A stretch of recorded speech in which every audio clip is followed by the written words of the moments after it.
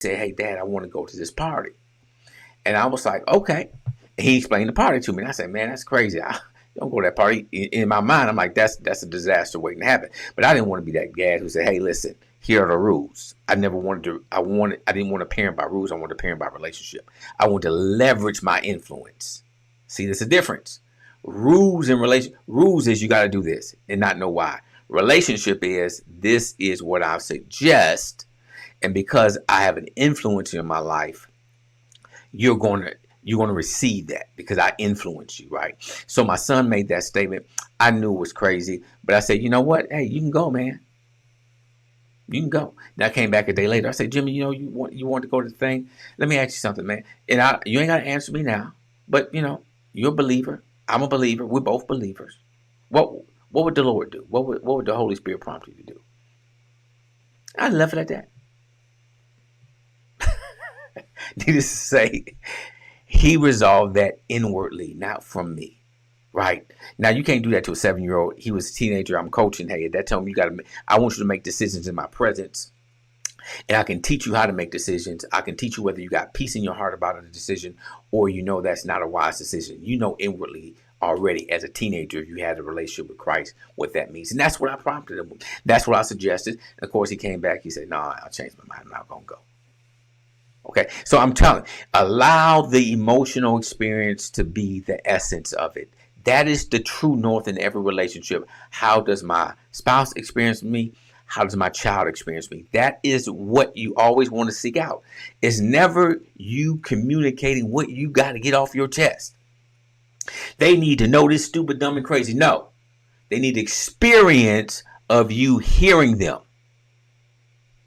Because if the experience is good, they're going to come back again and again and again. And here's what I guarantee you. They're not out there soliciting or trying to get counsel from someone who doesn't have their best interest at heart. That's why as well as I do. When I ran the streets in Detroit, listen, I had one of my homies.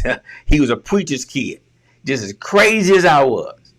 Loony as I was, because we was all counseling each other because we knew we couldn't go to our parents and ask them nothing.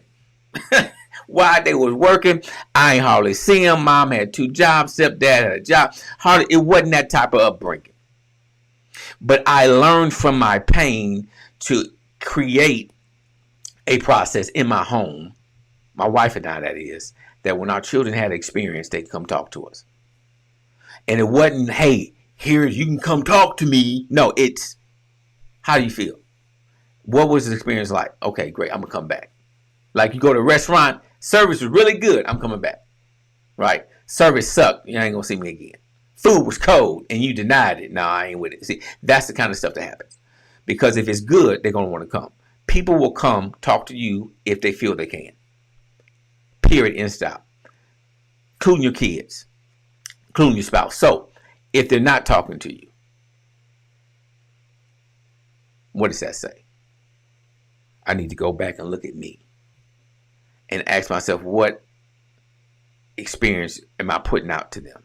Is it a good experience where they feel they can come talk to me?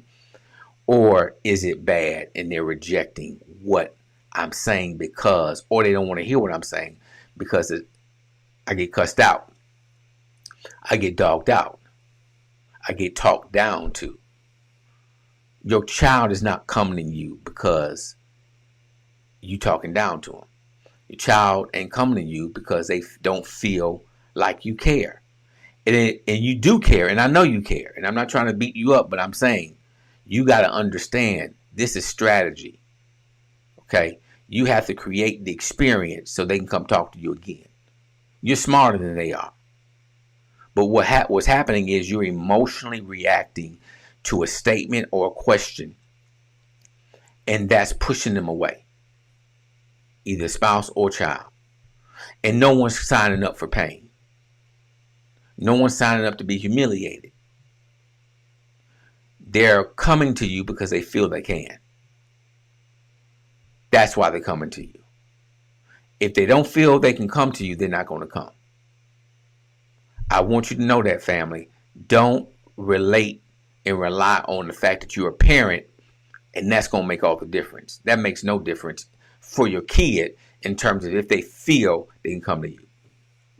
They may know you love them, but they don't feel like it. Because when they coming to you, you dogging them, you putting them down. That's why they're pulled away. That's why you don't know what's going on in their life. That's why you don't have a concept. I'm not foolish enough to think I know everything that's going on in my kid's life, but I am smart enough to know that when they have an emotional experience and they're coming to me, because we have as parents talked to our kids through these various things, I know it's working. I know it's effective. So listen to the words I'm saying. Change your perception of your whole process. Rely on customer service, business terms, right? Rely on how does the customer experience me? Am I polite? Am I kind? Am I giving them experience that I care for them so they can want to come back because the experience was good? Or is it so toxic that they're not trying to deal with it? So again, how do they experience you? Focus on that. Execute on that. And here it is. You want to see a whole different experience in terms of your child and their experience with you. Talk soon again. My name is Jimmy Stevens, pastor, relationship coach. I have content links in this description for my online courses.